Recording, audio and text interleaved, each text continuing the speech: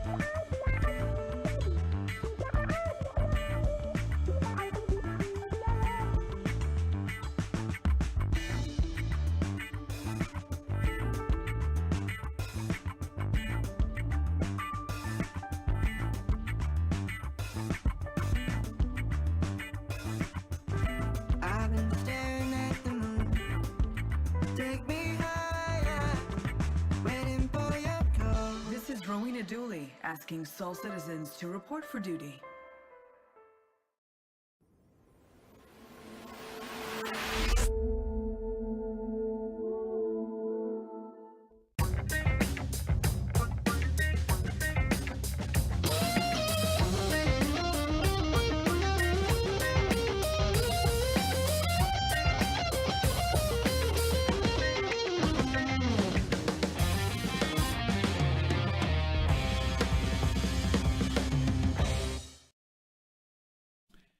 And greetings, everyone. Welcome back to Soul Voices. I'm Griffin Gaming, RPG, and today is April the 22nd. I had to look at the calendar for a second. I couldn't remember what day it was.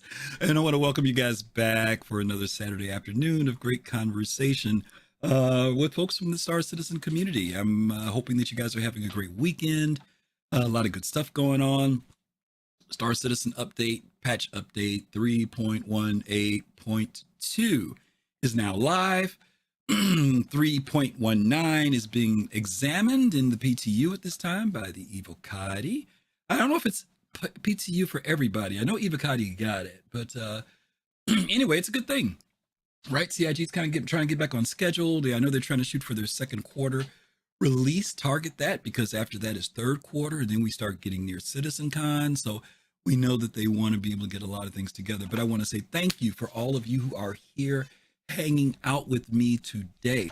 If you've never been here for Soul Voices is our one-on-one conversation show where you get to come in and talk with me about topics that I picked from Spectrum and Reddit. And we get to have our own conversation. Unlike our Thursday show, which is hosted by Fastcard Soul Talk, where it's a roundtable discussion with a group of community folks, and you get to hang out with him and talk about things in Star Citizen with ISC and SCL and Machinima and other things. So, but today I've got some hot topics. Might be a hot show because we're going to have some interesting conversations, I think, today. So hopefully you guys will be able to enjoy the conversation and join in on the fun. There is a link that will pop up from time to time. If you want to come in, you'll be brought into our green room in Discord, and you'll get to come in and talk with me and share your thoughts. So I'm going to go ahead and kick it off with our very first topic of the day. This is going to be coming from, as you guys know, we always come from Spectrum first. Since we're getting into this whole thing with 3.18.2, and you guys know that 3.18, thank you, Fast Cart. I know you're here. Good to see you. Thank you so much for helping out. We've been battling since last quarter, right? CIG told us that 3.18 was going to be a leap in their technology in regard to persistent entity streaming, the entity graph, whole bunch of other stuff, right? And we do normally wait a quarter, roughly three months. They told us this particular one was going to be kind of rough, and that sometimes when they put it out in the PTU, it might go 2 weeks, it might go 6 weeks, and then it goes live. But they said this one's going to be a rough ride. And some people were around for that speech. Some people ignored that speech. Some people never heard that speech. But ultimately, we found out it was and still is a ride. 3.18 is not completely where it needs to be, but it's much further than what it was when it was released over a month ago. and we are getting there. There's still some things need to be worked on. CIG has still got to, do some stuff, but we're working on it. So this is one of the things that came up though with a new addition in Star Citizen. I'm gonna put the fast car put the link in for me already. Oh, maybe he didn't. Okay, I'm gonna put a link in for you guys, or I'm sure he'll do it. But it's in relation to the persistent entity streaming, PES, and clutter. What hasn't been said yet? So I want to read this to you guys, as I always do, and get your thoughts on this about clutter, because there was something that kind of rubbed me, or I don't want to say the wrong way, but maybe I did get a little irritated because I heard people complaining about debris fields in the game. Basically saying, now I've got to steer around stuff because there's all this, ground clutter in the game. And I'm like, well, yeah, you start blowing up stuff. Yeah, that's what's going to happen. And maybe it's because people got used to things disappearing, because in the past, you'd blow up something and within a few seconds, for the most part, it would disappear. But now I'm hearing people that were complaining about it. Now, don't get me wrong. It's frustrating. I've had my times when I've been trying to pull into a hangar at a space station, and there's debris that's blocking me, and I'm trying to figure out how to get around it. I've never had one where the debris was so bad that I couldn't get in the hangar, but I did have to do some dodging and moving around stuff in order to get in there. So I get I get it, but at the same time, it's like, well, yeah, that's what's going to happen. Axis, thank you so much for that sub. Thank you, and for subbing for 10 months. Thank you, appreciate that. So the question I want to talk about is, I'm going to read. Let me read this thing, because it's not just about the PES thing. Okay, this is what it said. PES and clutter. What hasn't been said yet? There are a lot of interesting topics and replies about PES, persistent entity streaming. What is always in the back of my mind, and what I haven't said yet, is this. The rate of change in the number of objects populating the verse equals the object created divided by time minus the objects removed divided by time. And also, he says, if the rate cannot reach 0, then the verse will fill up with clutter. It's like a question of demography, but with stuff instead of people. I love PES, and I'm against things blinking out of existence, but the math has to be respected. For every ship, water bottle, medical gown, or whatever that can be spawned, there has to be a way for it to be deleted from the game so that the rate of change can level out at 0. I don't see any other way out. Now, we talked about this a few weeks ago, because I did that little thing with showing how people were kind of leaving bottles all around the coffee stand area, but then there was somebody else who went back later and picked up all the bottles and, put them up nice and orderly on the garbage can. And we talked about, will the culture of the game be one where people will actually, look at those things and say that, wow, let me put my bottle in the garbage can instead of just dropping it on the ground. We talked about the idea of the CIG making incentives, maybe reputation. If you put things in the garbage can, you get a positive reputation with that location, that space station, that landing zone, wherever, right? But we tried to figure out ways that could keep it immersive, right? So that it wouldn't feel like just some mechanic that's taking place to fix the issue of clutter in the game. Now, this person raises a point, and CIG has kind of addressed this.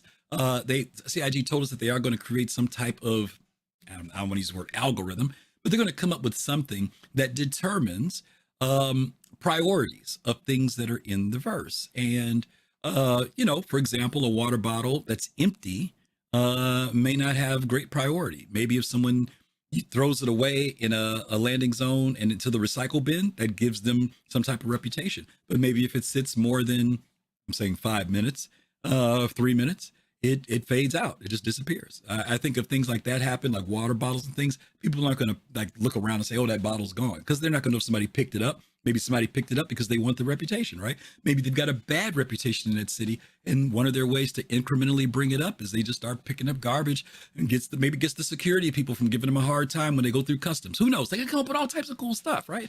Come up with all types of things. But this person is saying that CIG needs to come up with something, because if they don't come up with something that runs in such a way that it minimizes the clutter, that over time the clutter will eventually become overwhelming. Now, overwhelming doesn't mean just because you can't get into your hangar or walk into your hab or that you're seeing boxes all the time. What it does mean is that performance in the game could change, right? And we don't want to see that. We don't want to see so many things that mess up performance. Some of you guys may remember back in the day, just spawning a ship into the game.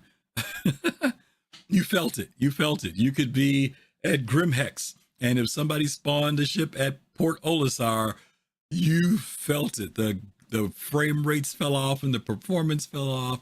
So we're past those days, but these are new hurdles, right? So let's see what some folks have to say. I've got Pops in space. He's here, first person in today. Pops, how are you, my friend? All right, how you been? I'm okay. We weren't here last week, but we're back this week. So thanks for dropping in. Well, it's good to be around you again. Thank you, man. Good to see you. Yeah, all right. Okay. What you thinking about this with the clutter? I get absolutely what he's saying here. But I'm going to err on the side of a little bit of caution. And because, well, my opinion, well, this is an alpha, and this is probably a tier 1 of the clutter, and it needs to go through its phases. They need to develop it, and we need to be patient. We want to play the game, we want to go here, we want to go there, but this is in development. And what I'm saying is, we should always try to keep our mindset when these new things come out, that we have to allow them time. Voicing our opinion is cool, but we have to allow them time to work through it and work it out and get things in the right balance and so on and so forth. As far as the incentives, I think it's good that we all kind of talk about it. Hopefully CIG is listening to us and coming in the streams and on your show and things like that, and takes our feedback and kind of applies it to moving forward with the tech. Okay. So you're saying that basically when it's tier 0 first coming in, we know that from the history of CIG that it's going to evolve. It's going to change, basically, is what you're saying, right? So just give it some time.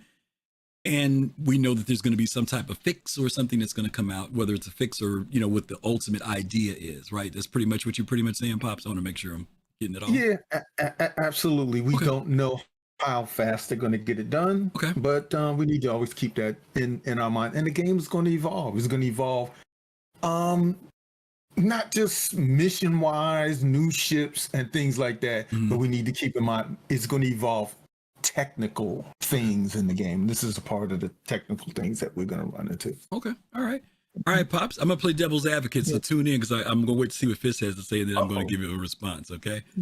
All right. Fist the Face is here. Fist, how are you?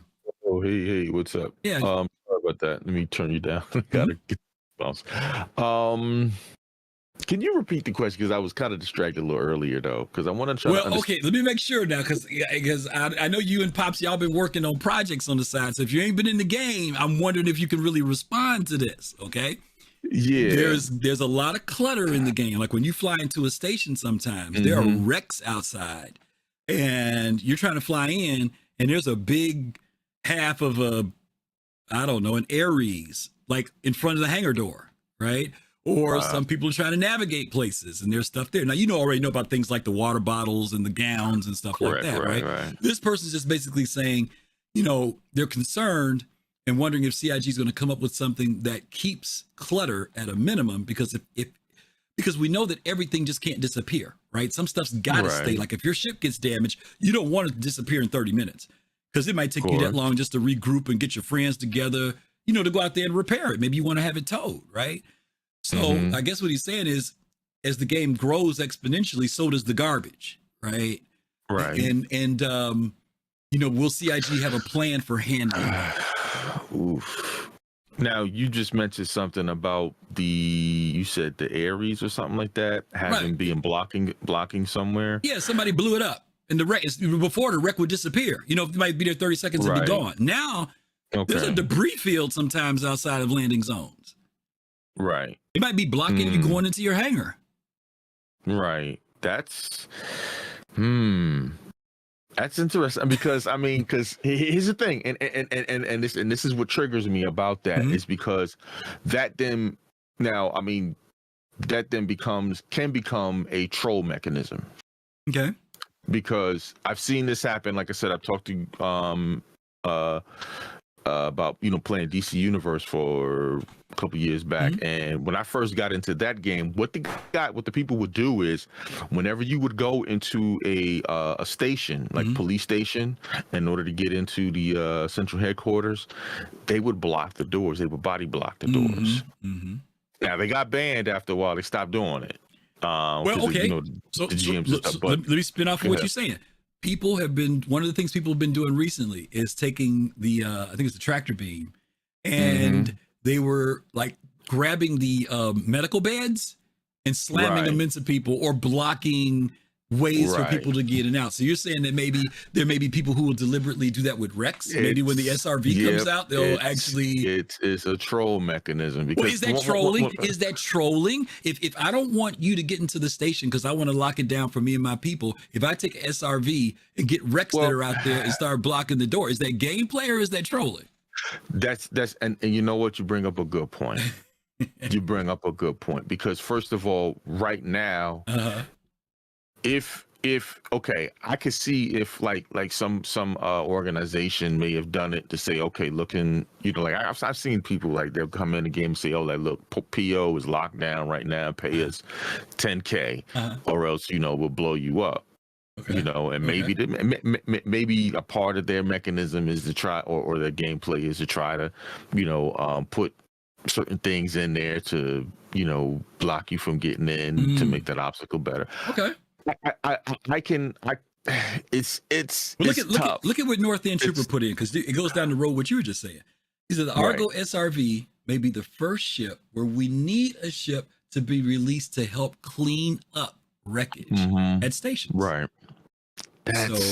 Maybe now there's somebody who you won't just I'm just saying maybe that's the way to get it cleaned up. I mean, he's just saying that maybe that's it, right? Maybe, I don't know. That could be the solution to it, but it's always, it's a tough thing for them. Okay, all right, fair enough. Let's hear some more thoughts. We'll hear some more people. Okay, we'll see what they say. I'm not gonna play devil's advocate yet. Thanks, buddy. All right. Let me get Sir Togi in. I think he was up next. Sir Togi, what up? Hey, how are you, man? I'm doing all right. Good. Just had surgery, so I'm just chilling. Cool. Look, happy to have you back, bro. Coming in with a real hot take on this one. Let's go. This guy's an idiot who pretends to know what math is. Okay. So if the rate of change equals 0, what does that mean? 0. That means that nothing persists. Exactly. So what the hell is the point? That's why I was going to play devil's advocate. Years of technology building. You got it. Yep. To just make everything not persist. Exactly. And he's just like, I'm going to use numbers, and everything's going to be, and everyone's going to agree with me because you can't argue with numbers. They're numbers. Yeah, but you got to know math, right? Exactly. Yeah, you got to know math. Everything's got to equal 0. What? Well, thank you for saying it, because I was going to play devil's advocate, but I'm going to wait and see what everybody else says. So you hit it. You hit it. You hit it. You see me in chat, I've got the hot take. You hit it. That's all I've got to say about okay, that. So Togi, let me throw this at you then. Oh, wow, we got a raid. Poodoo. Hey, thank you, Poodoo Simon. Thank you so much for that raid of 11. Hope you guys had a great stream, and welcome Poodoo fans. I love Poodoo from Star Wars. Poodoo. Thank you guys for coming. We are responding to Spectrum right now, talking about persistence in the game and all the junk. Togi, let me ask you this. All right. There are some people who will say CIG had to know that this clutter thing was going to be a problem. Why didn't they release it with the solution? Because they could have put in timers and prioritized things when they introduced it. So do you think that... Go ahead. You already got something. Go ahead. What do you think? It's probably really hard to actually make the timers. Okay. And the whole point is to see what happens. Okay, there we go. It's a testing environment. Okay. And I was Even going to live ask is that. testing. That's what I was going to ask. Do you think that it needed to come in so analytics can come in? We need to see how the players respond to it and everything else. What and they then need to get rid of, it's like, okay, cool, water bottles. Is somebody tripping over water bottles and dying? Why do people care so much? Oh wow, there's trash on the floor. And I mean, I realize that this opinion explains what my apartment looks like, but Okay, fair enough. All right, Sir Togi, as always, thanks for bringing the logic, man. yep. All right, next up, let me bring in, I want to say it's Zirin and then Uri, and then we're going to move on to the next one. Zirin, you there? Greetings. Hey, how are you, man? Still there? Yeah, I'm still here. Oh, there he is. Okay, yeah, what's going on? What you got? Well, my thoughts with the whole server, I think has something to do with a bit of the server load too. CIG might be doing some entity testing when it comes to all the debris we're seeing. It might be a passive test on how much the servers can handle raw data wise on where am I going with this, Griffin? No, you're right. I hear you. No, you're going down the right path, and I think you're opening up something that backers need to consider. Sometimes we look at things at face value and think we know the whole answer. You know what I mean? But you just brought up the point that it could be much more. That I'll give you an example of what I mean.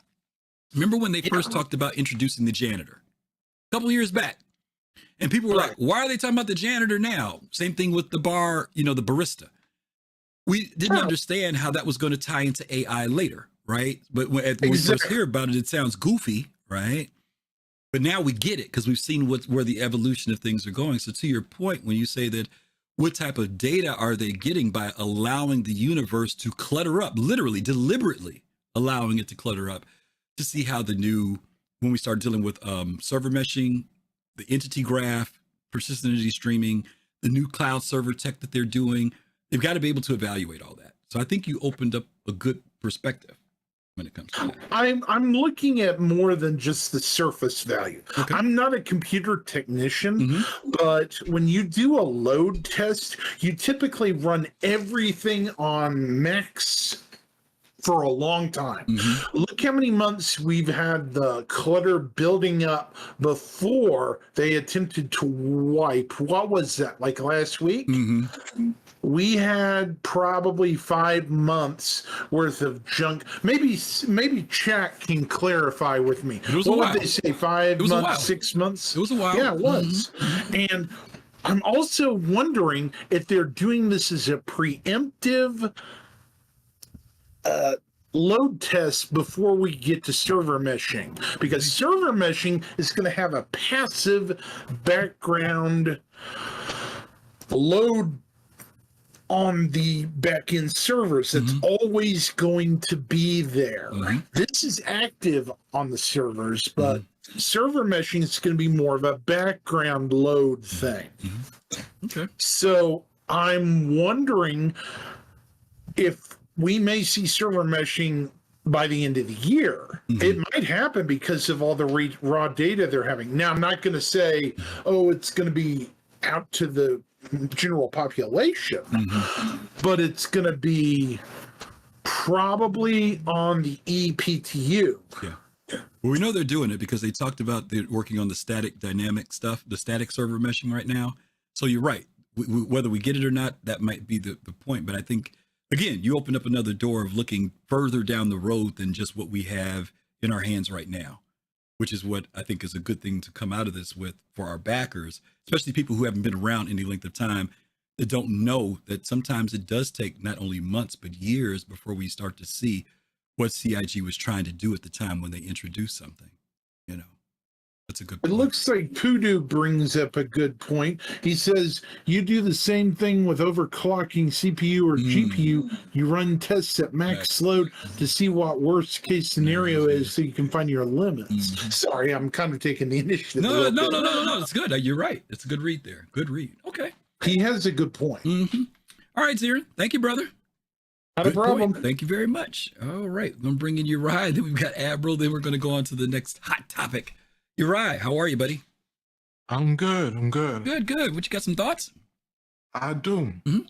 So comments like this, like always brings me back to thinking about the beginning and goals and stretch goals that the community all advocated for. That Chris and his team, they all accepted, and like after accepting it, they all had to sit at the table and figure out how do we get all this stuff to coexist in the same game together.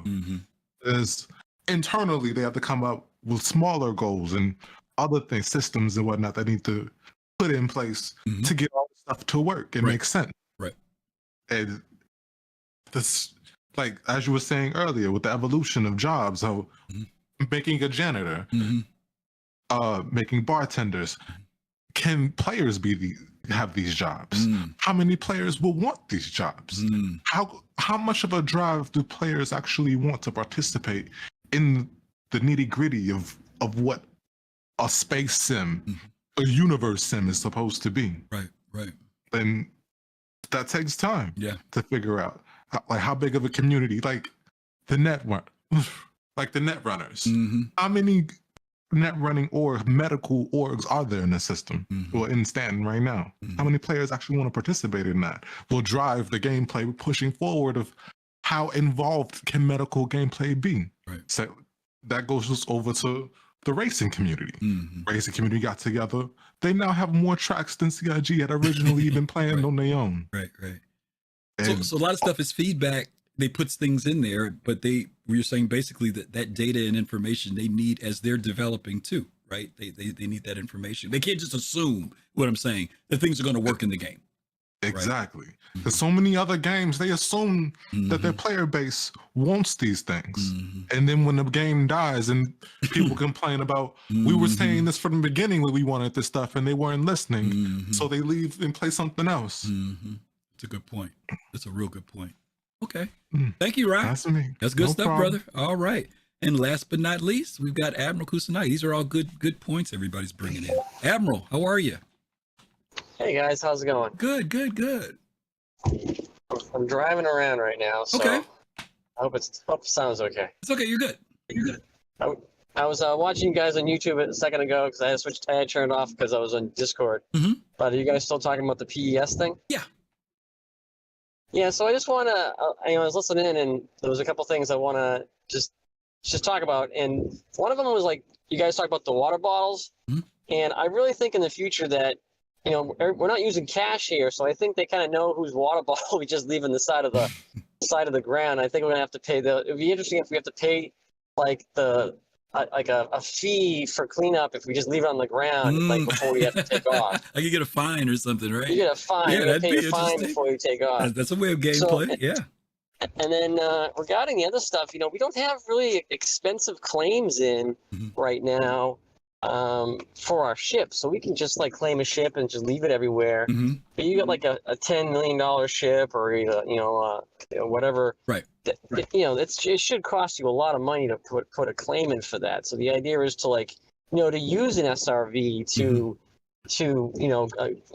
go get your ship, even though it takes you like hours to do it. It's supposed to be more cost beneficial than just leaving on out in the middle of nowhere. Right. So even if you claim it, and plus the added cost of like your guns and stuff like that. I haven't seen, it sounds like it's changed a bit since the last time I was in, but I haven't seen all these wrecks everywhere. But it's an interesting thing where it turns into just like a battle, post-battle scene. Yeah. So there were some people who were actually, that's exactly what happened. They were out having a battle somewhere, and they weren't complaining, but it wasn't like they were saying, "Oh, it's cool." Now when I'm out there, I've got to navigate through this. They were actually kind of complaining about it, like, "Man, all these wrecks out here." I don't know if it was during one of the Xeno threats or what, but it made it more difficult to do what they were doing in that area of space. And I'm like, well, yeah, what did you think was going to happen? But again, maybe because all these years, you blow up something, disappears, or you flew through it. There was no problem. Now the game's becoming more real on a technical side, and interestingly enough, that immersion might be a little bit too much for some players, but I guess we'll see. I mean, I've certainly seen wrecks around like JT, and where there'd be like a wreck, and you'd have to go around the wreck to get past it now because some moron blew a ship up or ran into the front of it or something like that, and it didn't go away. Right. So I can see where it'd be interesting for gameplay, but I was going to say, once they get things like the torch stuff, the settling torch thing and things working, maybe that becomes the thing too now, right? Because that wreck that was a pain in the butt, somebody's got the blowtorch thing on them on the multi-tool, and they literally cut it loose so that we can get in. There's things that they could come later. Then again, maybe that won't be the case. I see opportunity more than I see barriers. The barriers are there because we're in the testing space. When you say opportunities, you might also need like a demolitions expert to have to. There you go. Blow open a ship, explosives. a hole in the ship to get through it. There you go. There you go. Work out. Absolutely. All right, Admiral. Drive safe out there, brother. Thanks for stopping in. I'll try. All righty. All right. Let's thank you guys. That's pretty good stuff. Let's go ahead and jump on to this next hot topic. Now I've got to preface this topic, y'all, because I'm kind of merging a conversation that Fastcart and I have been having for months with another subject that's been coming up recently in the game. And so just kind of bear with me here, because I want to make sure you know where I'm going with this, because I don't want this conversation to go too far down the crazy road. I know it's going to go down crazy road a little bit. Maybe it won't. I don't know. I shouldn't say that. All right. So here's the topic, okay? Players using racial slurs. I just dropped it in the thing Fastcart, you were on it already. Boy, you beat me. Players using racial slurs and homophobic slurs in global chat. This is by Captain Bastian Dax. And this is what he says. There really needs to be a better way of handling. Oops, something went wrong. I don't know what that is. Better way of handling this other than me submitting a support ticket that could take hours or days to resolve. 2 players had been spamming global chat with the N word and the F word off and on for an hour. Just those words, knowingly provoking people, deliberately being racist and homophobic. No other reason. Is there a better and faster way to get these players out of here? We don't need them in the game. Okay, so let me tell you what I want to talk about this, okay? Because racism and sexism and homophobic stuff, that's just in the world, right? I want to approach this from a different angle. Now, you guys know, y'all hear me say all the time, I'm the dinosaur around here. Fastcart's a dinosaur. Yes, Fastcart, I called you a dinosaur. We're the old gamers. We're the old guys. And some of you may remember, maybe some of you have experienced this, that back in the day, way back in the day, people like us, I'm not referring to African Americans, I'm not referring to guys, I'm referring to those of us who love what we're doing now, which is video gaming and technology. We were considered the geeks. We were on the outside. We were the outcasts. We were weird. We were strange. We were Trekkies. We were, something's wrong with them, people. And I remember when I was in high school, I was very young. I went to high school when I was 12.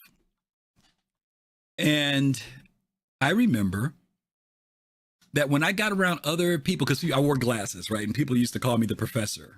Whatever, I wasn't that smart, but they called me the professor. And I was the little geeky kid. And when I got to my school, which was a magnet school, I met other geeky kids. I met kids that were into playing pinball. And I'm going back, y'all. Okay, going back. Playing Pong, playing Space Invaders, going to an arcade. And we built a rapport, and they were black, they were white, they were Asian, they were whatever. And we became a community of people who had something in common. What I don't remember during that time period was where we ever went after each other or attacked each other based on race, belief, religion, any of that stuff. What was important to us as gamers is that we had a community that enjoyed something, and we were very, very cool with it, okay? I'm curious to know, now I will admit, y'all, this was the 1980s. And I almost hate to put it this way, but what has happened over 40 years that gamers attack gamers? And I'm not talking about in-game.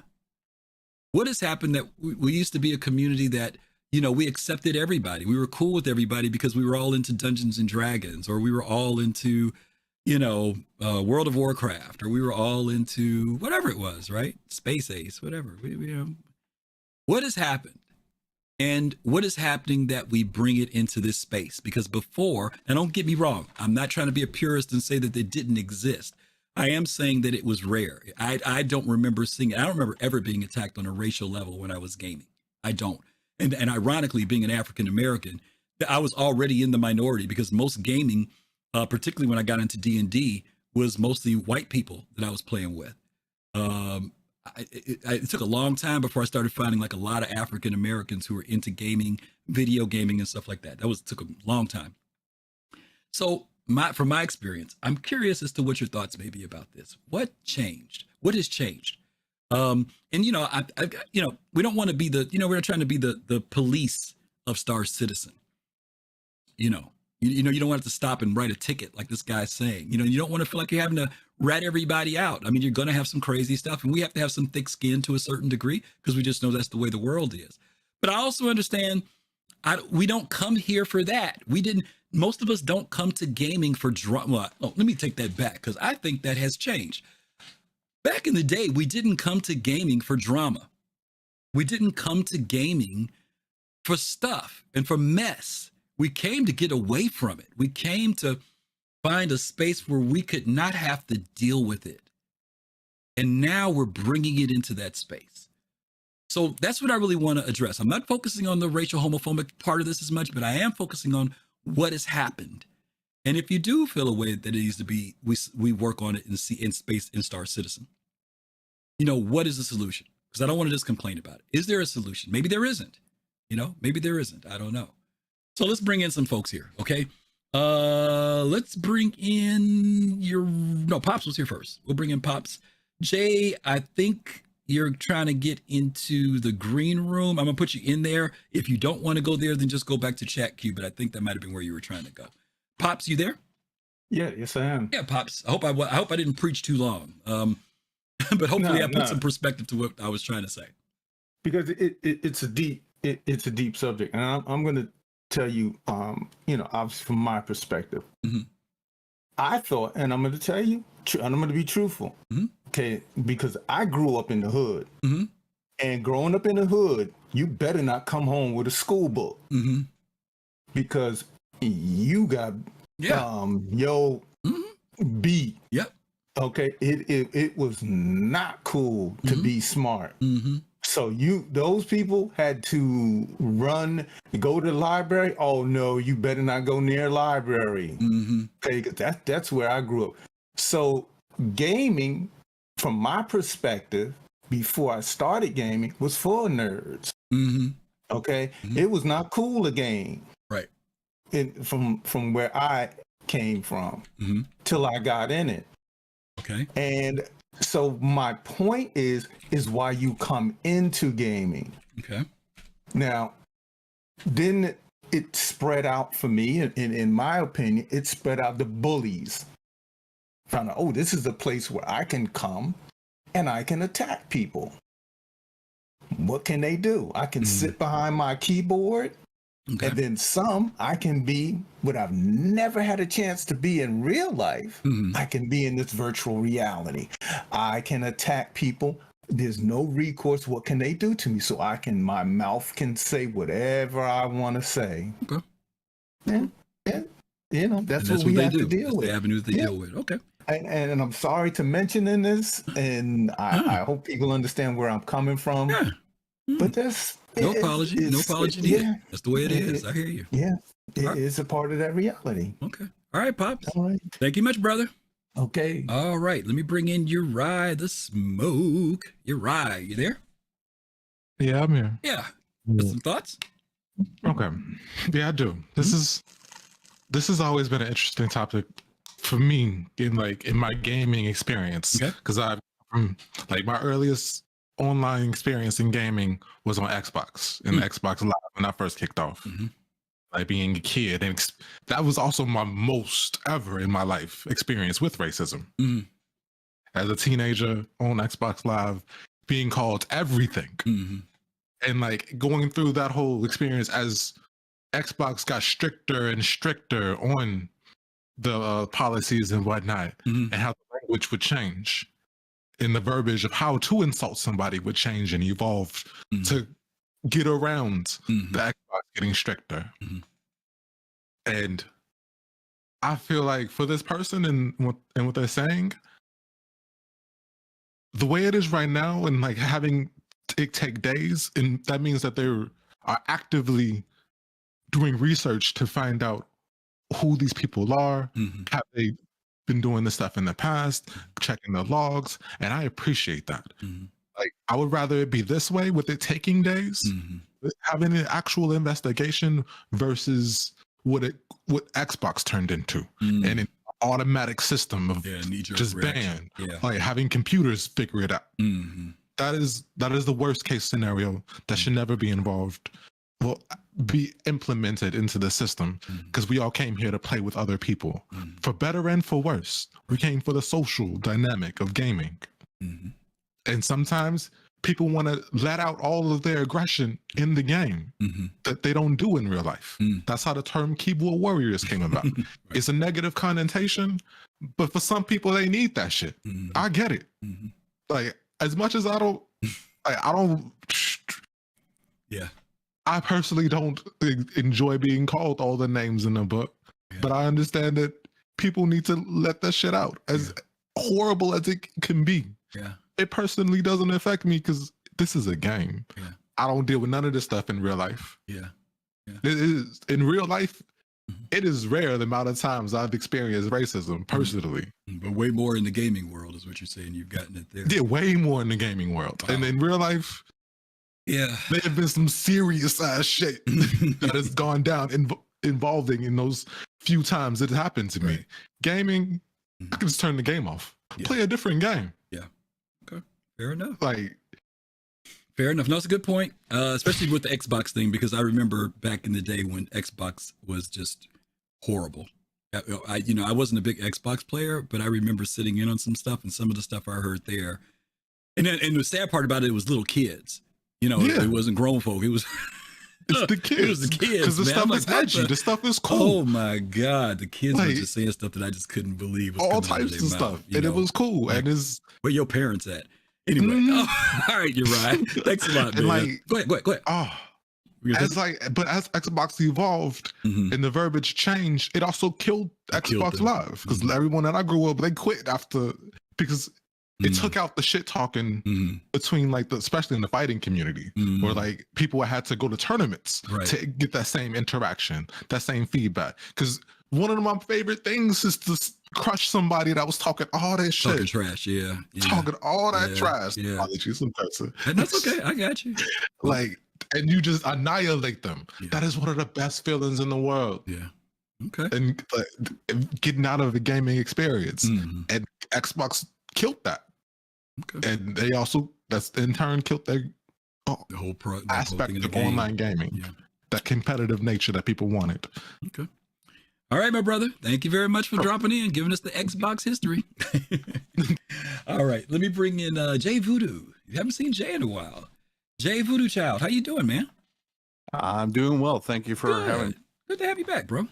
I think it's basically that geek culture is becoming mainstream, and so therefore the general kind of warts and bonuses and negatives of just our culture is coming in now. is being introduced to our nice comfortable zone that we escape to.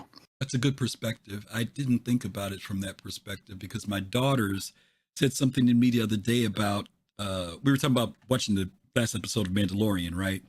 And they were saying how they see it's interesting now of how accepted that Star Wars stuff and everything. Like right now, if you told somebody you're into Star Wars, they don't look at you weird. You know what I mean? Or Star Trek. It's just become a common part of pop. It's not even pop culture. It's just part of culture, Exactly. And I didn't think about that from the perspective of gaming. The gaming has opened up more.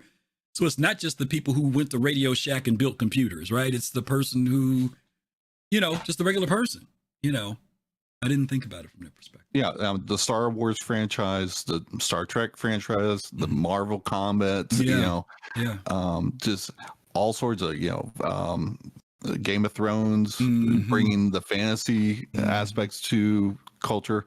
It's all opening up, and we're just getting what everyone else experiences on their daily lives. Okay, no, that's a great perspective. All right, Jay. Thank you, man. Wow, that is another way to look at it that I didn't think about. Let me bring Fist to Face back in. Fist, you there? How are you? Yeah, man. All right. This is a touchy subject, as you already explained. I kind of got to push back on a little bit of what Uri was saying. Okay. I get that because I came from, like you said, the land of playing basketball. On the court, trash talking was king. With trash talking comes, I know that feeling of victory, of whooping somebody's ass on the court, crossing over, hit that layup, how the whole crowd running wild, which is I get it, that emotional high moment. Right. Only thing is, though, there is a drawback to that, though. There's the dark side to that drawback, because I've seen where, as we know, anything that comes with, that excitement of, like we talked about, that dopamine, I guess you could say injection, you become addicted to it. And I've seen where and I speak for myself, is that I know that when I look at I look at, and I know what I say straight up, I look at elitism that can come from that. And one of the things that can kill a game quick is that a community, that if you don't put a hamper on something like that, it can go bad south really quickly and kill a game. Okay, so let me. I know where you're at now with this. Let me add something that just came from just a second ago. I remember I said earlier we can't be making up tickets for everybody and policing, right? And I agree. We don't. I agree with Uri when he talks about you don't want an algorithm that comes in that just just wipes people out because maybe there's a misunderstanding, right? Of course. And I understand your point is about people getting to a certain point in their head. Right. What's the difference between the person who gets there in their head with the elitist attitude versus the person that when they get through doing something, they hit you on the butt or on the back when you're playing basketball when it's over and say good game? All right. What's the difference between those two people? There's the person who talks trash. Now, I'm not against trash talking. Right. But I'm talking about the person who actually starts to become so big-headed with their trash talking versus the person who can trash talk and afterwards says good game afterward. I've been in Star Citizen where people have been doing combat before and they blow the person up and the person who blew them up says good game. Right. So what is this and that's always a tough thing though. And I want to clarify it, and you bring out a good point, because I'm a type of person, like, for example, I bring out Overwatch, right? I played Overwatch for a little bit, and I'll get into a rank match, and it can be difficult because sometimes solo queuing in Overwatch, it is horrible. But you get in there, and I can get into a competitive mode, and then next thing you know, we may lose. I'm a type of person, I'll GG in chat, but then I start to see the toxicity. I mean, you matter of fact, you could take League of Legends, for example. Oh, well, you don't want to go there. Yeah. That's on a whole different level of toxicity. You can't go to League of Legends. I'm sorry.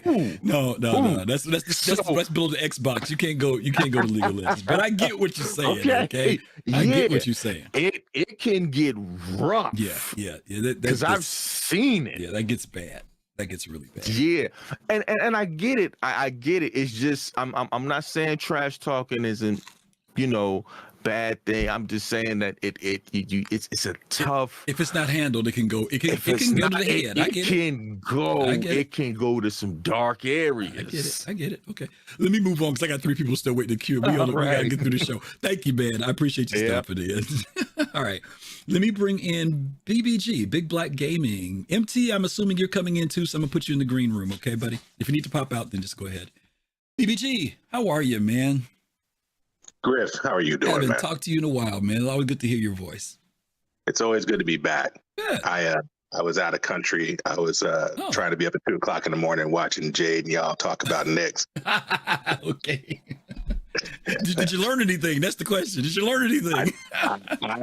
I learned stuff I did not know. Okay, well then we did our job then. It was worth getting up then. If you said, I knew all that already, I could have stayed in bed. Anyway. I was glad to learn. Okay. I'm glad to be on with you today. This is a powerful topic. There are components of things that everybody has said that I agree with. Mm-hmm. I want to take it back to the question by Captain Bastian Dax. Mm-hmm. Is there a better and faster way to get racist and homophobic players out of the space? Now, this exists in a context, I assume, that this person was experiencing these things during the Free Fly Week, right? It was within this last week. It could have been. And again, I do want to focus in on the fact that this was not an exchange per se. Right. He says it seems like these were just people that were in chat just trying to fire folks up. It wasn't like 2 people going at it or something like that, but somebody who was just throwing it out there as red meat. Yeah, and what I could imagine is that this could be somebody who wasn't normally in the Star Citizen community, right? True. Which brings the conversation, all of these conversations for me, back to community, right? Mm-hmm. We are trying to, at the same time, build meaningful community within the game, while also encouraging as many people as possible to check out something that we think is compelling, is going to be compelling for years. Mm-hmm. And that tension will mean that sometimes you invite people in the community, whether it's CIG or ourselves, who need to be educated to the norms that we want in our community, mm-hmm. right? And, that the behavior when you're on Xbox Live and Call of Duty, mm-hmm. That might range from edgy to funny, might not be funny or edgy in other communities. And sometimes folks need a moment to be educated to that in order to give a chance to give their better selves. Mm-hmm. That being said, I was part of a set of incidents that had CIG doing some investigation, both within their own systems and outside their own systems, mm-hmm. To speak to and to remove certain players from the game who were committed to white supremacist narrative, and it was a problem. And so, but it was addressed. Mm-hmm. So I would encourage folks the first thing you have to take off the table when you're raising these issues is, did you lean into the systems that are already in place, that CIG has in place? Mm-hmm. Right? Because if you haven't submitted reports, if you haven't taken screenshots, if you haven't raised their awareness, mm-hmm. then you can't complain that the systems don't work, right? You got to make sure you lean into the systems that we have. Right. And then, you end up seeing what's what. But over the long term, if this game is as successful as we like, the player base will continue to be in the millions. Mm-hmm.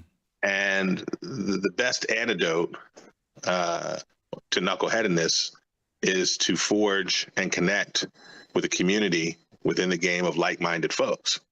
And so that over the longer term, maybe your chat is more a group chat and a party chat than it is a global chat, mm-hmm. because you connected with the right community. Mm-hmm. So, I can tell you that one of those communities, for those that are new to this Twitch channel and these conversations, is Soul Citizens, right? And if you are about gaming in a way that's reflective of loving kindness, then check in with Griff and he'll let you know whether you're ready. Okay. On that note, thank you, BBG. Good talking to you, brother. You too. He always brings the wisdom when he comes. Okay, let me bring in J2. These are the last three. Because we're gonna go on to our next subject after this, because we are already at our halfway point for the show. But let me bring J2 in. I haven't heard J2 in a while. J2, how are you, man? Hello, Griff. Good how to are see you? Good, man. This is a bit of a minefield of a topic, man. I said it was going to be a hot topic when I started. Commend you for being brave enough to step into this field. It's okay. We have good people who bring good things, so we're okay. I know. This is one place where we can go here and feel good about it. There are a few things here that I think, one to sort of separate these points a little bit. Nerds and geeks have been persecuted and bullied no matter what race, religion, anything about them. Just being a nerd or a geek, that automatically puts you in that class. And as far as it's going, like, when we were growing up, I feel like a lot of it has to do with social media and the internet culture. It wasn't as big a deal when we were in school.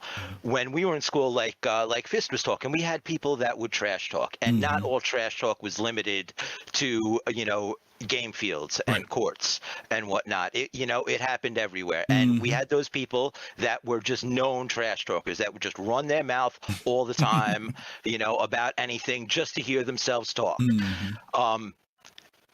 And that was fine. We dealt with it back then because there was only so much trash talk you could get away with before someone would come along and punch you in the face. Right. These days, these kids don't worry about that anymore. They're online and they're shouting the most profane, vile things they can think of. Not out of hatred, but just because they think it's funny and because they can get away with it. Right. Because they're saying, look at how terrible I'm being, and I'm just going to disconnect later and go to bed, and nobody's going to do a damn thing about it. So it's, while the internet is fantastic for its anonymity and the freedoms that it brings us, there is a downside to that too. That anonymity gives people the will and the drive to do things that they wouldn't do if their name or face were attached to what's going on. And to get to touch on the actual hate part of it, I grew up, I experienced what let's call some racially charged experiences very early on in my life. And my neighborhood here, there's a fairly heavy biker presence. So I grew up, in my youth, in my teens, I was a pretty hateful individual. And it was actually a this guy named Jaw. He was the lead singer. He was a black guy, but also the lead singer in a like a death metal band. Actually, it was a hardcore, like a skinhead band. We had weird groups growing up. In my town, we had a group that called themselves Sharps, Skinheads Against Racial Prejudice. It was like, they were like a walking contradiction. But oxymoron. Oh my god. Exactly. So and we had a rock club down here with it that had hardcore matinees. So there was just because you had the real skinheads and you had the sharp skinheads and you had black guys and you had white guys and you had metalheads and you had all these people, all these different groups coming together for this one music. But there was this one guy that sort of set me straight one day and kind of explained hatred to me in a way that was later backed up by my own personal experience. And what he told me was that hatred and hate in general is very rarely about the person being hated on. It's about someone who's angry with their lives or their personal situation, and whatever they're hating on is just what they've chosen to blame for that. It's not necessarily about whether they're hating on black people or gay people or whatever they're hating on. It's about they feel something has robbed them of something in their life, and this is what they've chosen to blame. Whether that's right or wrong, and obviously it's not right in any way, but it's a way to look at it in which you can sort of maybe take it a little less personally. Mm-hmm. I mean, not to, I don't know. It just, when he explained it to me like that, it sort of it clicks. No, it clicks. Yeah, it sort of clicked. You know, it clicks. I mean, there are some people who are just hateful in the world, but I think to your point, it generates from something deeper than what we see on the surface. That's basically what it comes down to. That's exactly what I'm saying. It's coming from somewhere deeper. It's not really about about what they're saying. It's about it's about them feeling shortchanged in some sort of way, and for whatever reason, this is where they choose to lay the blame. And so that's my two. It's them and it's the kids that need some consequences for their actions. Okay. But then again, we're dinosaurs, and Yeah, we are. We are. The world like this. The world's changing. Get off my lawn. Yeah, exactly. All right, J2. Thank you, man. Good to hear from you too. All right. We got 2 more to go. We're going to move on. I'm going to bring in Sir Togi, and then our Red Baron jumps in, and then we're going to bring in Empty Stunner. Togi, you there? Yep. Got one more hot take for you. Okay, fire away, bro. And for a bunch of developers who can create an entire solar system, in simulation, it is amazing. They have no idea what a profanity filter is. Like, it's astounding. Like, seriously, and they don't have to invent it. They don't even have to invent it either, right? Yeah, It's like, I just Googled it. I literally just Googled it. You've got your whole bunch of choice. I'm doing the same hands that you are right now. Yeah, there are some fixes that would seem pretty obvious, or at least some remedies, some slight remedies in some form. I mean, we have them when we set up Twitch and stuff. There's certain words that we just don't allow to come up in the system. Yep. And they just don't know how to do that, apparently. Yeah. Well, they're busy. They're busy, Togi. They're busy. I'll do it. It'll take an afternoon. I've never done it in my life. I'm sure I can figure it out. I'll download it. It'll probably come up with an installer that'll hit install. They don't even have to pay me. They can just give me a new ship. All right. Togi's bringing the logic again. All right, bro. Thank you. All right. That's it. I didn't think about that either, but he's right. Let me bring in Stunner, and then we'll do Red Baron, and then we're going to definitely move on, you guys. Stunner, you there? Yeah, what's going on, Griff? Hey, bro. How are you? Good. I just got to say, though, I absolutely love when you said, like, hey, we got really good people here. We can talk about stuff. But hey, here's my take on it. I think that what's changed a lot, I'm like you, I'm an older gamer too. So what's really changed though is the video game industry has become so big and there's more people playing. It's more and more a reflection of culture. It's even driving the culture. Back in the day in EverQuest, I mean, for as long as people exist, you'll have people that say dumb things, right? But back in the day in EverQuest, we policed our own gaming community. The gamers also would ban somebody if they were really bad, and they wouldn't worry about it. Nowadays, both game developers, like in this case CIG, and even us as players, I mean, we police ourselves less and less because of the whole culture aspect. People are afraid to say anything. It's very possible right now that like something could happen in Star Citizen, even our game in alpha, and it could hit the mainstream media, a news article about it, next week, tomorrow, the day, a day later, where that wasn't the case back in the day. Only gamers in that gaming community knew about something that happened. So I think the bigger the gaming industry gets and the more of reflection of culture and the more people involved, I think that's why these things are changing. That's a good point. And I know I was being a little nostalgic at the beginning, but I wanted to lay a groundwork, so that people understood why I'm raising this as a point, right? Because I've watched the evolution of gaming since the 1970s.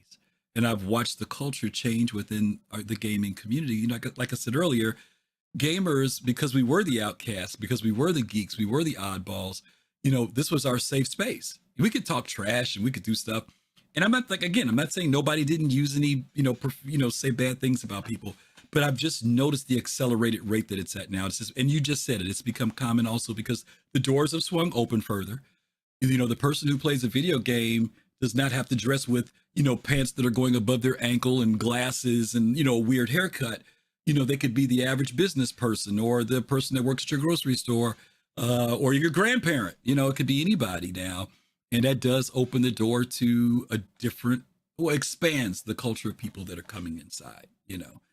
And maybe I just got to get used to it. You know, me being the old man screaming, "Get off my lawn," you know.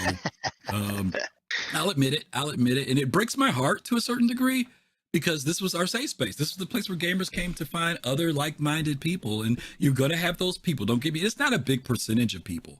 I agree. But it is frustrating that stuff, you know, it's like, man, dude, I didn't come here for all that. You know, I got enough problems trying to stay alive in the game, and I got to sit here and read all this crap coming up on the screen. Anyway. And specifically on that comment, like, is there a better and faster way to get these players out of here?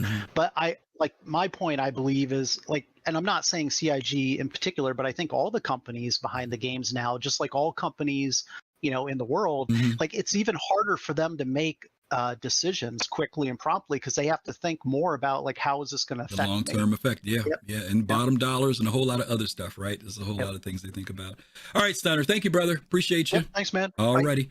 And last but not least, I think Red is here. Red Bear, you there, Red? Red Bear One. There he is. I'm here. How are you, man? I haven't talked to you in a while. How are you? Yeah, I'm fine. I got a year older. Ah, you are. Happy birthday, man. Great. Congratulations. Yeah, well, it was a couple of days That's ago, okay. but, Still good. Good, man. But, well, the 70s, I didn't have a computer yet. Okay. Unfortunately. Fair enough. Okay, but, about this topic. Yeah, actually, I'm not sure you're doing this as well. While I'm playing, for some odd reason, I just auto-filter the comments out. I'm not even reading them anymore. Yeah. Because it's a waste of time. Okay. Yeah, you know, they have nothing to say. So then you're just reading over them and look for the important stuff, you know? Yeah. So that's how I do it. And I was talking to, what's his name again? I'm bad with names. Maybe I'm getting a bit older. But I was suggesting, like, why don't we have like a button that we just mute people? And if they get you just don't want to see what they have to say. You just don't want to see them like we do in Discord. We just mute folks and you don't have to see what they have to say. Yeah, exactly. And then you don't have to be annoyed with them, and they can yell in the space, and nobody hears them anymore. Yeah, that's not a bad idea. Just a filter, like you said earlier. Yeah, exactly. And I don't think there's nothing wrong with them. I mean, they can play the game and go in Discord and have all those slurs to their friends if they have any. And then that's it. I mean, how hard can you make this? I don't think anyone would have a problem with that if those 1% of the gamers that act like this, if it is even 1%. Okay. All right. Well, listen, I'm going to say this, Red. I hit F12, but it's not because they're saying nothing. I say it because the words are blocking me seeing the screen. That's why I get rid of it. Okay. So mine is more practical. Yeah, that is true. That's what I do as well, because I like to view screenshot citizen, you know? Yep, exactly. And then, all right, then I miss... I'll talk to you next time. Thanks, Red. All right. Admiral Kusanagi, I said I wasn't taking nobody else, so you got to make it quick, all right? Because I got to get on to this next subject because I got to leave out of here pretty soon. Let me get him in here. Oops. Hold on a minute. Let me get him. All right. Admiral, you there? Yes. Okay. Hello, I'm home. Okay. Hello. So I might talk about a game, but there are MMOs out there that already have stuff like that in place. Most of the people here know I play Star Wars: The Old Republic still, and they have a really cool mechanic where you can there's a profanity filter. You can filter out profanities. It's an auto check from the game, and there's also a legacy filter. Okay. So if you don't want to hear anybody ever again, no matter what other character they create, same account, you'll never hear from them again. Oh, so okay. It's a really cool thing because there are people out there, same thing. You get a general chat, and you get talking about LGBT stuff. You're talking about Trump or Biden, and everybody has their opinion because it's their soapbox time. And then some of them just go off the wall, and you think, okay, I'm not going to accept that. I really don't want to hear this guy. And then sometimes I notice in chat there are people talking, and I'm like, oh, there's somebody else talking, seeing it. Probably that jerk who I legacy ignored. So I think that's something that SIG It's not like you're not reinventing the wheel here. They can look at WoW, they can look at SWTOR, they can look at other MMOs that deal with this stuff and nail this down. Okay. So yeah. Okay, thanks. No, thanks for telling us about this, especially the legacy thing. That's very, very cool. Okay, thanks, Admiral. All right. Okie dokie. All right, y'all. You all did so well with that hot topic, so we're gonna cool it down some. Actually, I'm not even sure if this next one's gonna cool it down, but we're gonna try and see if this will cool it down. Let's see what this next topic is. How to speak CIG language. Do you guys know how to speak CIG language? So here's the example here. 3.18.1. If a wipe is needed, we assure you that the AUEC and reputation will remain. That equals a full wipe. But then in 3.18.2, they tell you there's going to be a full wipe. And then we find out there wasn't a full wipe. All right, this whole thing is about the wipes, right? I mean, boy, oh boy. We have been, me and Colossal and some of my other friends, we've been having these conversations about the wipes, right? They're going to wipe. They're not going to wipe. They're only going to wipe reputation. No, they're going to wipe inventory. They told us it wasn't going to be wiped and they wiped it, blah, blah, blah. Yeah, geez, oh, Pete. You guys have heard me say this before. You guys have heard me say this before. If you've been around more than 3 years, did I say 3 or 6? Fast card, what did I say? Did I say 3 years or 6 years? Whatever I said was this. If you've been around any length of time, you should know stuff is going to change. So that's my opinion. That's what I say, and I stick to it. I don't care what CIG tells you. Stuff happens in this game. Thank you, Jay. 3 years. All right. If you've been around here at least 3 years, you should know stuff will happen in this game. So that's where I'm going to leave it. I'm going to bring in, okay, I don't know why people are going into the chat queue instead of the green room. That link must be funky. Let me bring in Kai because he hasn't been here. Then I'm going to bring in Red. Then I'm going to bring in Pops. Okay. Kai, you there? Hello, my bad. I just clicked on chat queue because I saw somebody else here, so I was like, whatever. Okay. I popped in. It's okay. So, yeah, I never use the links. I just come in. No problem. So you've heard me say this before, but I'm going to say it every chance I get. Okay.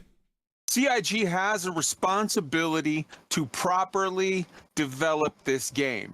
And what that means is when something new comes up that they have to address, they have to address it. It's like when politicians change their mind on something because they say, we got to do A, but then something new happens. And then they say, well, now we have to do B. And people say, oh, well, you flip-flop. Yeah, that's not flip-flopping. That's making the proper decisions based on the information you have at the time. Now, the improper decision, which CIG does over and over and over, that's slamming their own hand in a car door and they need to learn not to do, is just shut the hell up on promising a timeline for anything or that we won't have a wipe. Whenever a game is in development, like, they should absolutely promise and stick to it that we will have no more wipes ever after launch. Up until launch, they are required, they have a fiduciary responsibility to make the responsible choices with whatever new information comes up. So they need to learn to never, ever, ever comment on wipes or timelines, because both of which will constantly change based on something new that comes up tomorrow. So you're literally just making yourself look dumb. Yeah. Okay. I ain't got nothing to say to that. That's it. I mean, I agree with you 100%. Yeah, I'll say what I'm going to say. Thank you, Kai. Yes, sir. Thank you, brother. All right. All right. Let me bring in Red Bear, and then we'll bring in Pops, and I'm going to see what I have to say. Red, you back? Yes, I'm back. Yeah, what you got? Yeah, well, everybody remembers from a couple of years ago that Chris Roberts said, like, we keep the right to wipe the accounts if something happens. Something happens, and everybody's surprised. And this is a classic example for it. I also remember that Board Gamer, he said, like, no more wipes. Well, a couple of weeks before that, Chris Roberts himself said, we keep the right to wipe the account because something can happen. Right. About the timeline, they are very bad at it. I mean, if you are any more than a couple of years in this program, you know, timelines don't even look at it. I mean, just look when it is live or in a PTU, right? And then you know enough. You know. Well, let's put this in context, right? Because let's talk about why this is an issue now. Why I think it's an issue now. Okay. Oh, okay. Two things happened. One thing was the community asked CIG, "Hey, are you guys going to do a wipe on this?" And Xylo responded and said, "We're not going to wipe." Okay, that's the first thing. You with me so far? I'm not sure if it was the exact context of this. No. It was in relation to 318. Trust me. I'm telling you, this is why this is coming up now, because we've had wipes before. But I'm telling you why 318. Now, the reason I said I want to put it in context. Also remember that I keep wanting to say knuckleheads, and I don't want to call the community knuckleheads. These people have been waiting to play this game and sitting there, you know what I mean, waiting on this next patch to come out. They were enjoying salvaging. They were enjoying all the new stuff. They were enjoying persistence.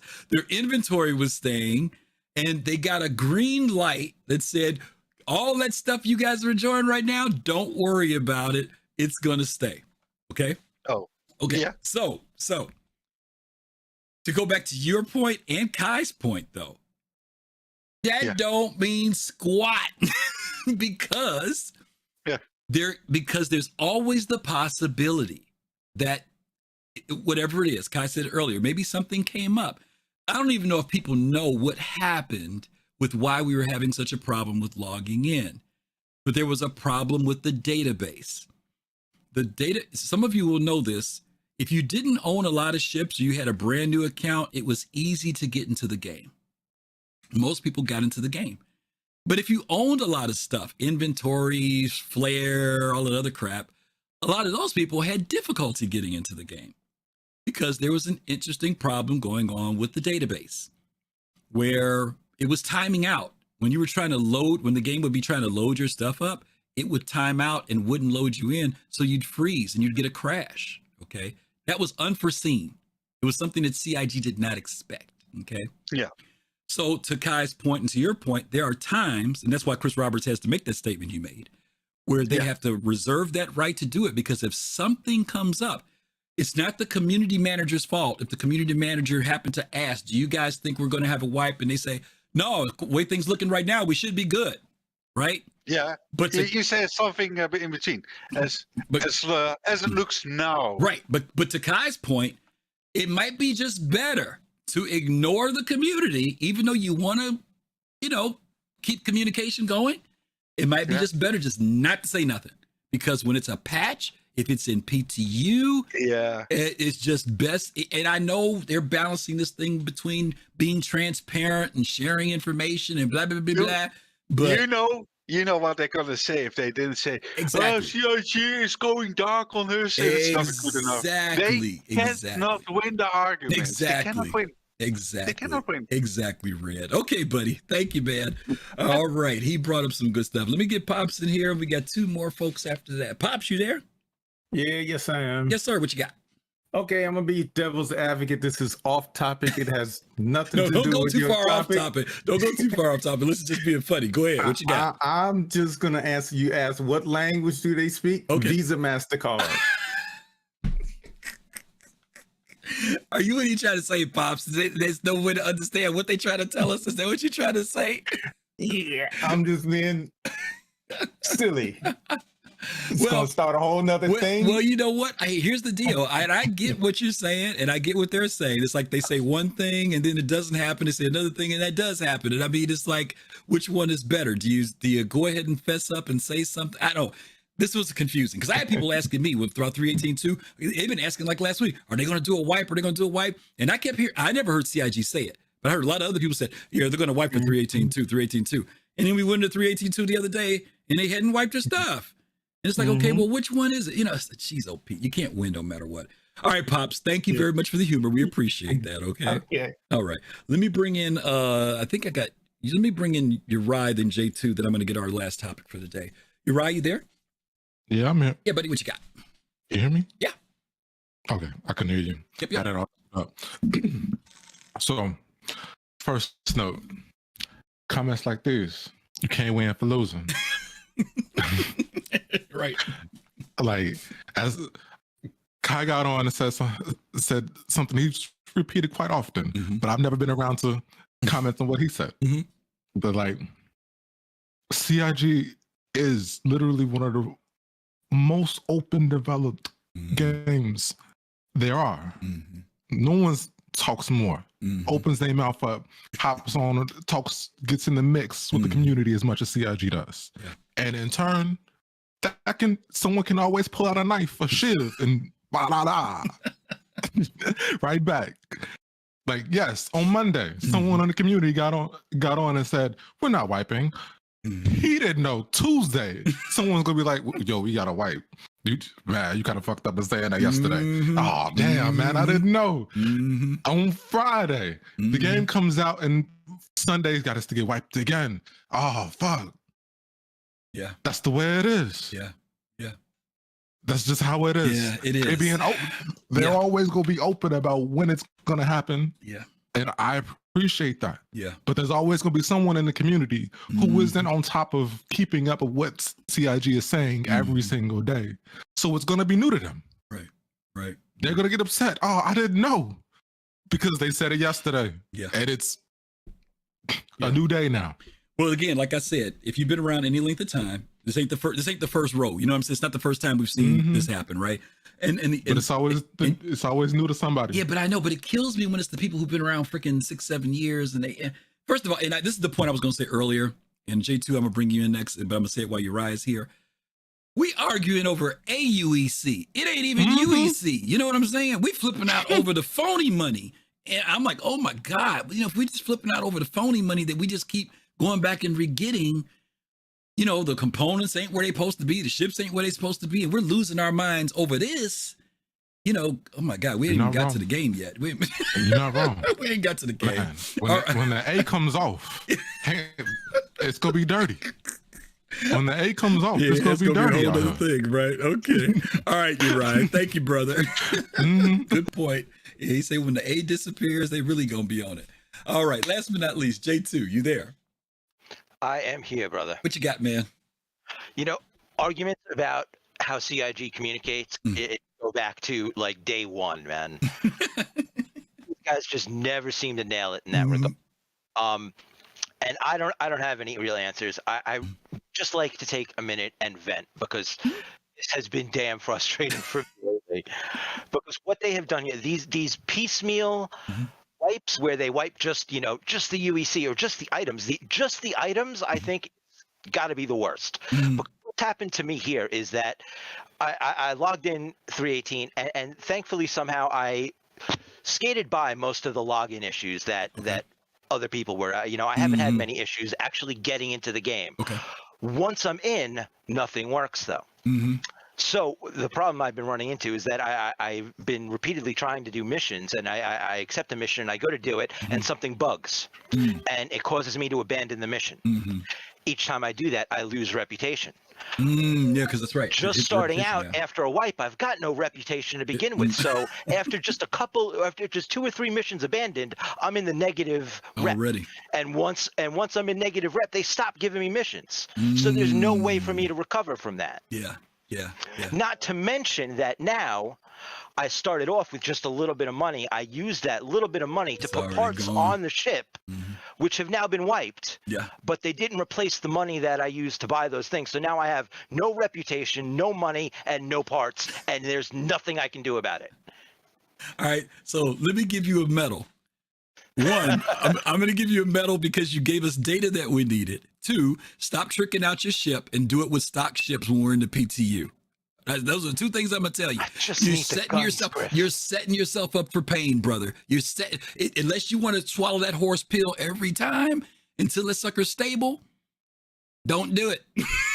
You got to fight that demon off your back. Then I'm stuck with a mixed loadout, and that drives me crazy. I can't do that. I know, but I don't want you in. Both ballistic I don't want you in the insane asylum. I'm trying to keep you out of the nut house. I'm trying to keep you out of the nut house, dude. Flying with a mixed loadout is just as crazy. It's going to make me just as crazy, Griff. I got to choose the crazy. Okay. Fair enough. It's crazy either way. I just got to choose which crazy we're going with. Fair enough. Okay, J2. Thanks a lot, brother. Take That's it easy, good man. stuff. All right, listen. That was good. J2, that's my boy. All right, we got time for a quick, we're going to do a runoff on this one, y'all. Y'all got to come in on quick on this one because I want to know what your thoughts are about this, okay? That was great, guys. Thank you. This last topic I'm going to bring up is that it? Yeah. Vulture or Prospector, okay? So bear with me on this because I'm going to tweak this a little bit. Look, this is from my sister. This is from Front Try 2282. Looking to purchase one of the two. I've done quite a bit in a rock mining and have rented a Prospector, and mining is mildly enjoyable. I'm wondering overall, what is the better game loop? If you are on a time crunch to play, which of these are you leaning toward? Okay, now that's the question that they're presenting. What I want to know from you all is, we know that salvaging we're just getting tier 0. All right, we're just getting tier 0 with the Vulture.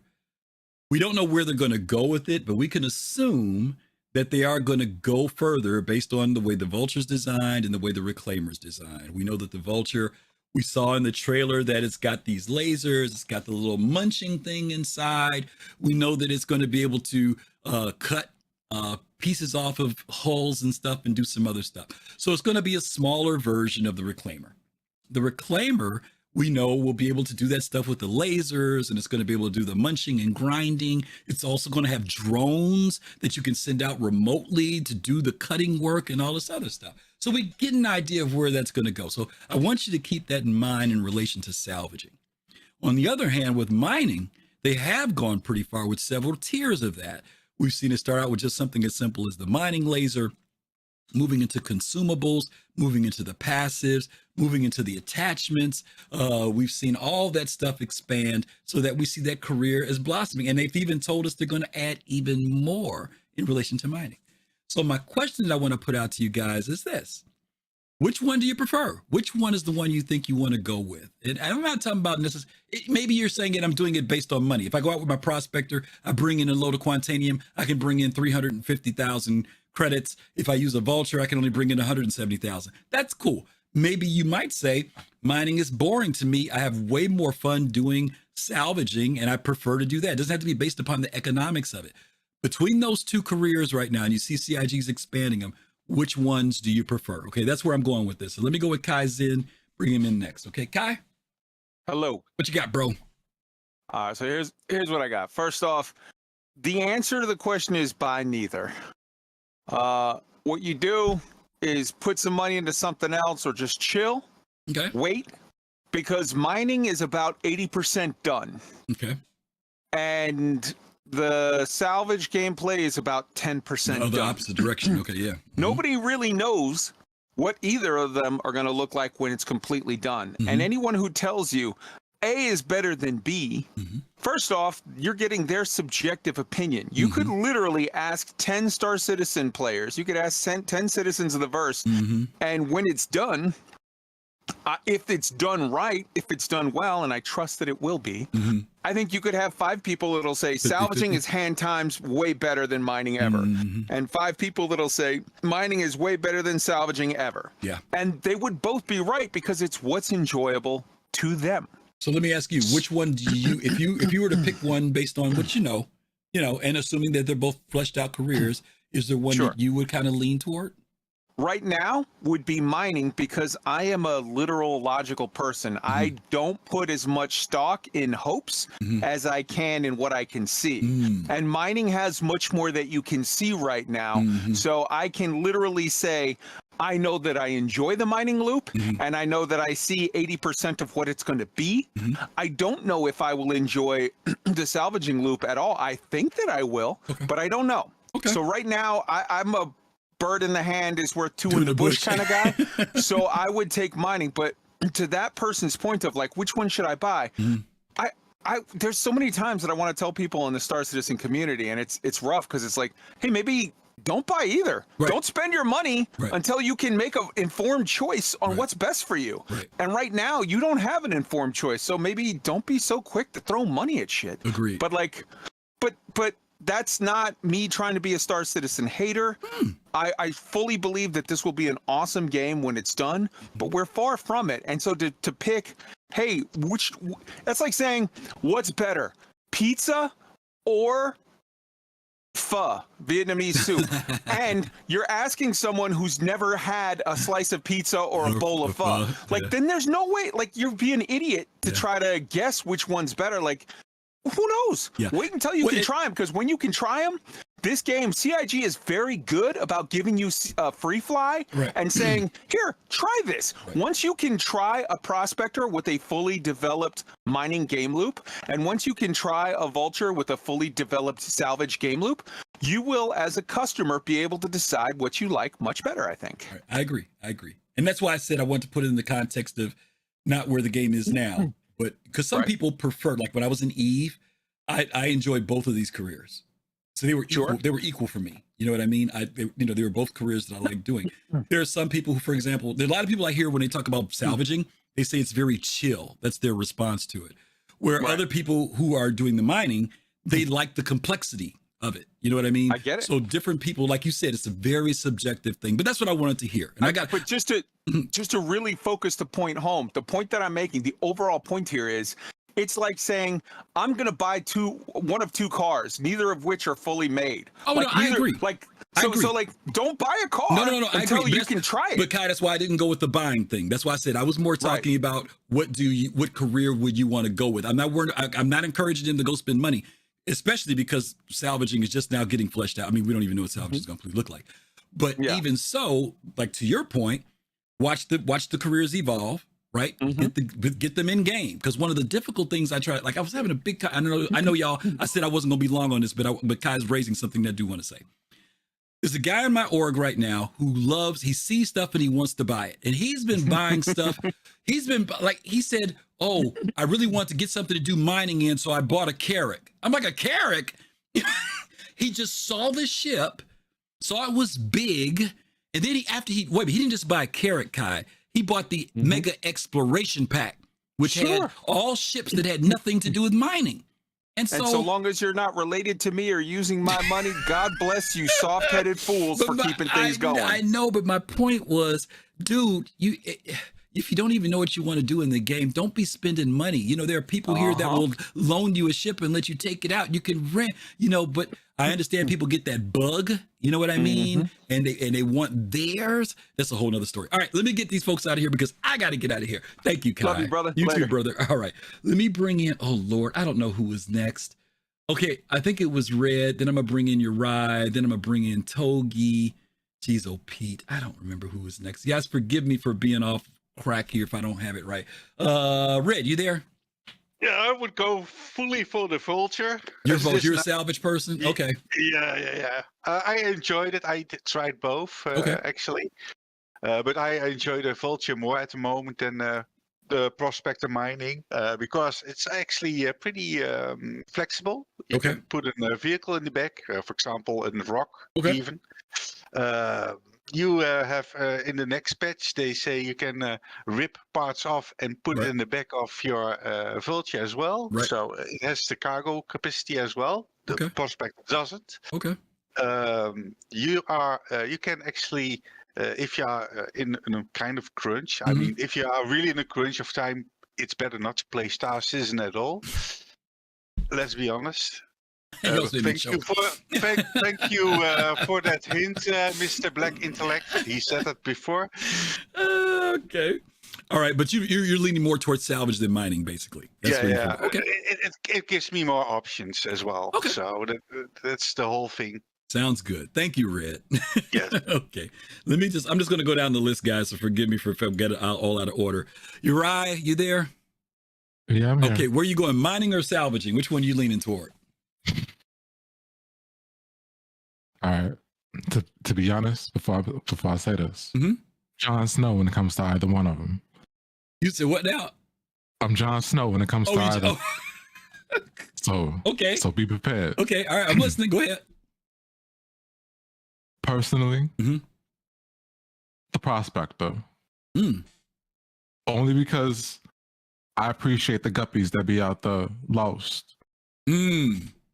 They'd be out there lost mining in areas that they're not supposed to be in. Okay. Like those are easy prey. Those are targets, right? Those are gonna be the targets. Okay. Okay. Yeah. Vultures, they haven't figured out how to be lost yet. Yeah, it's a bigger take. It's still new. I hear you. It's a bigger take. I agree. Yeah, and if you take it, it's bigger money too. So okay.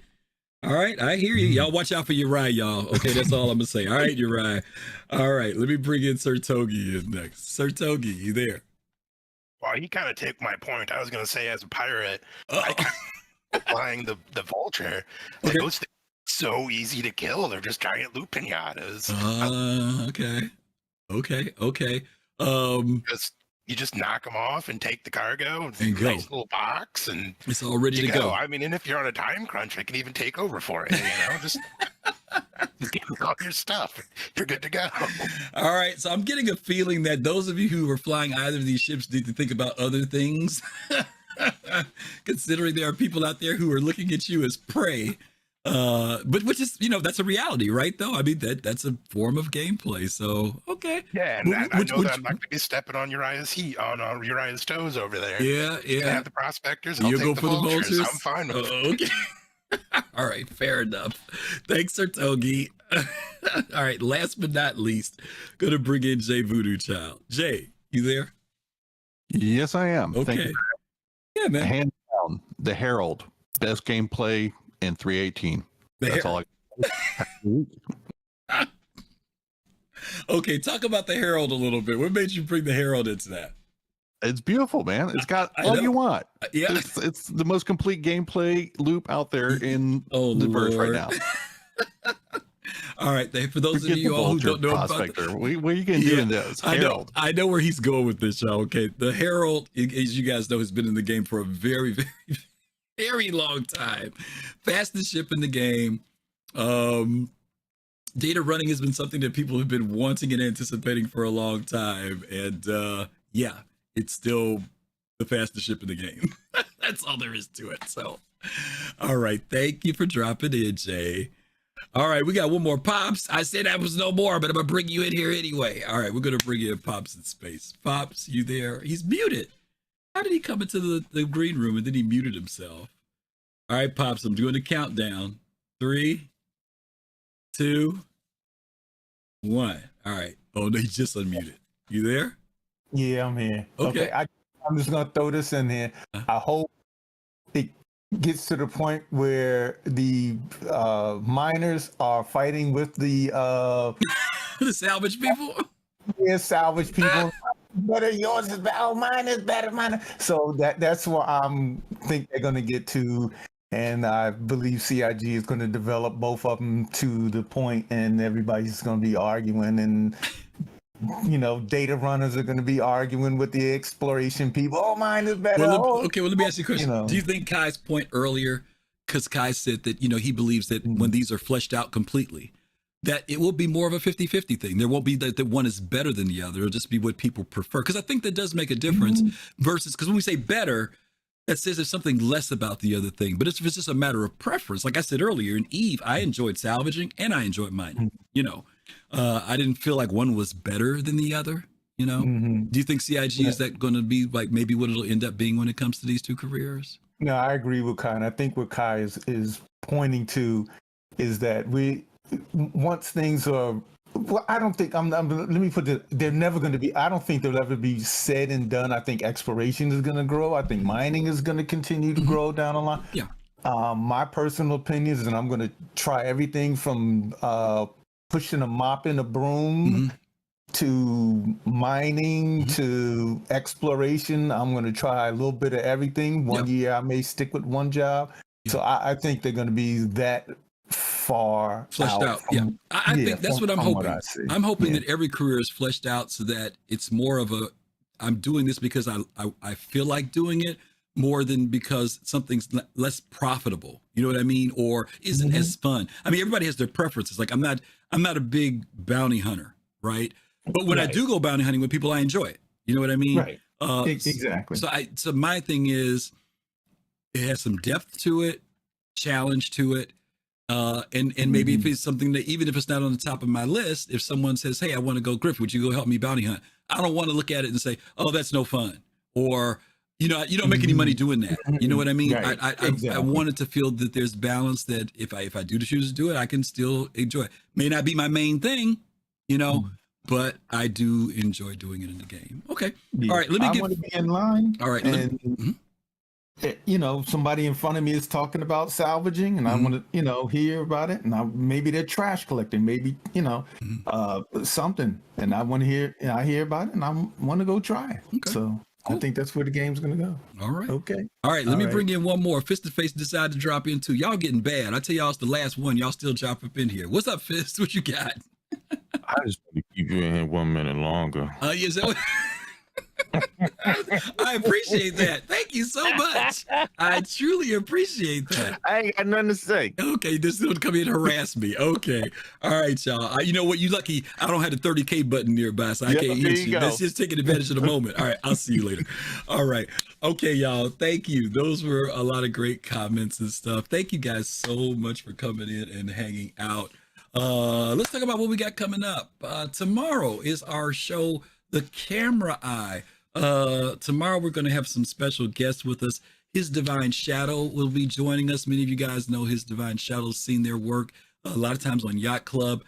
And we're also going to have Mr. Hazgaha, who's going to be here. I think everyone in the community knows Hazgaha's work, sets a real standard, a real high bar for digital photography in-game in Star Citizen.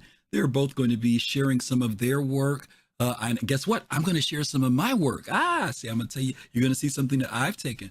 So we're going to have some folks that are going to be on the panel, and maybe some of the other Soul Citizens are going to be sharing as well. But we're going to be sharing with you guys, like what it means to do digital photography in Star Citizen. That's going to be a big thing. And we're going to talk about it beyond just the aspect of it being nice screenshots or, desktops for your computer. And there's going to be talking about the technique. Hazgaha's going to be here. We're going to be showing a little bit of his tutorial, talking about how he accomplishes it. And make sure you have an understanding of how the in-game camera system works and all that stuff. So that's going to be tomorrow, 8 p.m. Eastern time. Hope you guys can join us for that. Don't forget on Thursday, Soul Talk with Fastcart at 8 p.m. Eastern time. 9 p.m. Eastern time. I'm sorry. 9 p.m. Eastern time, where you guys can join us for that.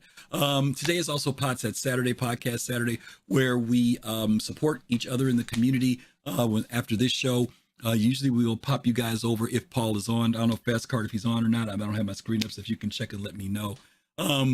For the Captain's Table, which is at 6 p.m. Eastern time, and you get to sit with Paul. He brings on panel of great community content creators talking about topics in Star Citizen. And then after that, we encourage you guys to check out the OGs of Star Citizen, the guys over at Relay at 9 p.m. Eastern time, where they get to usually go. Now they've been going in, playing the game every week. They talk about topical stuff in relation to Star Citizen. These guys have been around the longest. I think if not the longest, they're one of the top 5 longest content creators in this game. So you guys make sure that you guys check out Relay as well at 9 p.m. Eastern time. Okie dokie. All right. It looks like the Paul is on. So we're going to get you guys set up to go over, at those of you who are on Twitch, we're going to do a raid on Paul over at the Astro Pub. He'll be getting ready to start off Captain's Table a little bit, but you guys, when you get over there, give Paul some love. If you're not following him, make sure you do. Paul's a great resource, a great content creator here in the Star Citizen community. Thank you guys so much for everyone. BBG, thank you. I didn't see that you dropped that sub earlier. Thank you so much. Our sub thing didn't pop up. Thank you so much for doing that subscription for 18 months. Anyone else who may have subbed or did bits, I don't know why our alert wasn't going off. But thank you guys so much. Those of you who followed, who came over today, we really appreciate you guys so much. Poodoo, thank you also for the raid. We really appreciate that. And your comments. I saw you were putting comments in chat. And we'll look forward to seeing you guys tomorrow. Don't forget, tomorrow for our show, The Camera Eye, with His Divine Shadow and Mr. Hazgaha. So thank you guys for that. And we are going to set up for the raid to Paul. Don't forget, follow, let them know that you came over from the Soul Citizens. You guys have a great weekend. As we always tell you, stay safe, take care of yourselves. Peace, love, and soul, and we'll see you soon. Take care.